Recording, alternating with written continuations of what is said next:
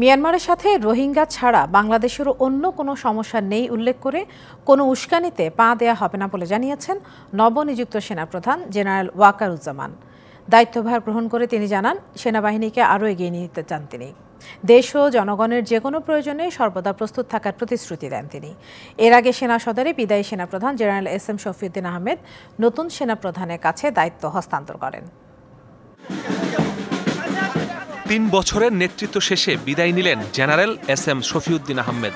পূর্ণ সামরিক রীতি অনুযায়ী তাকে সেনা সদর থেকে ফুলেল গাড়িতে রশি টেনে বিদায় দেওয়া হয়। এ সময় উপস্থিত ছিলেন সেনাবাহিনীর ঊর্ধ্বতন কর্মকর্তারা।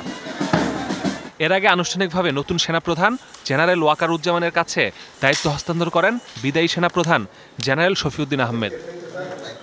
পরে গণভবনে প্রধানমন্ত্রী ও প্রতিরক্ষামন্ত্রী শেখ হাসিনার উপস্থিতিতে ওয়াকারুজ্জামানকে জেনারেল র্যাঙ্ক ব্যাজ পরিয়ে দেন বিমান ও নৌবাহিনী প্রধান।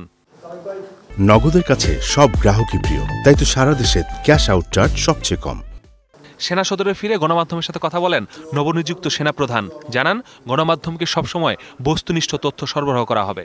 সেনাবাহিনীকে সবসময় সুশৃঙ্খল রাখতে আমি কাজ করে যাব। চ্যালেঞ্জ হিসাবে আমি এভাবে দেখছি না, বাট এই কাজগুলো ইনশাল্লাহ করব। দেশ জাতি গঠনে যখনই কোনো কাজে আমাদের নিয়োগ দেওয়া হবে, সেই কাজগুলো আমরা করব।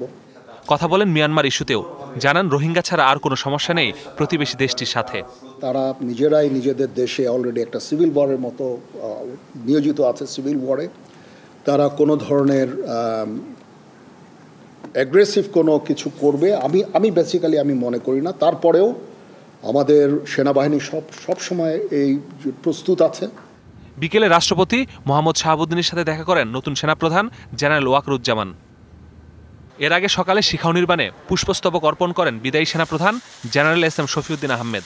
পরে সেনাকুঞ্জে সেনাবাহিনীর একটি চৌকস দল শফিউদ্দিন আহমেদকে গার্ড অব অনার প্রদান করে। Masudur Rahman, DBC news, Dhaka.